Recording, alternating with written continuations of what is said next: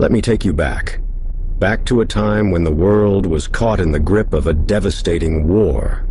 This is the tale of two cities, Hiroshima and Nagasaki, two cities whose names would echo throughout history forever. But why? What happened there that changed the course of history?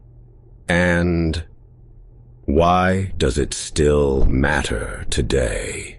It's August 1945. World War II has been raging for 6 long years, and it feels like there's no end in sight.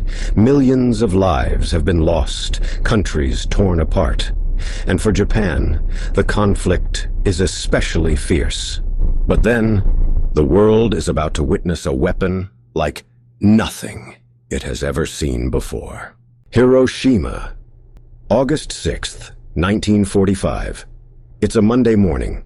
The city is alive and bustling. It's summer, and people are trying to live normally despite the war, but at exactly 8:15 a.m., everything changes. An American B-29 bomber, the Enola Gay, is flying high above, and then it drops a bomb.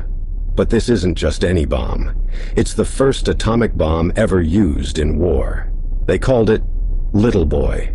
In a flash, a blinding light consumes the sky, followed by an ear-shattering explosion. In seconds, the entire city is gone. Buildings, homes, schools, obliterated. Over 80,000 people perish instantly.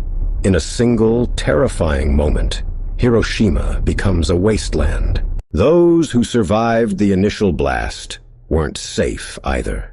Radiation from the bomb spread throughout the city, causing illnesses, burns, and the unimaginable. People, innocent families, children, faced suffering like never before. And yet, only 3 days later, on August 9th, 1945, history would repeat itself. Nagasaki, a city known for its rich culture, trade, and beautiful landscapes. Its people were trying to rebuild their lives in a time of war. But at 11:02 a.m., another bomb is dropped. This one is called Fat Man. In an instant, 40,000 lives are lost. The destruction, the suffering, it's unimaginable. 2 cities, and in just 3 days, over 120,000 lives gone. And for those who survived, the scars, physical, emotional, would remain forever. But why? Why were these bombs dropped? Was there no other way? The United States argued that using the atomic bomb would end the war swiftly, avoiding further loss of life on both sides. And indeed, just 6 days later, Japan surrendered. World War II was over. Some say the bombings saved lives by ending the war. But others? They see it as a tragic chapter, an unimaginable cost in innocent lives. This is still debated to this day. Today, Hiroshima and Nagasaki are symbols of peace and resilience.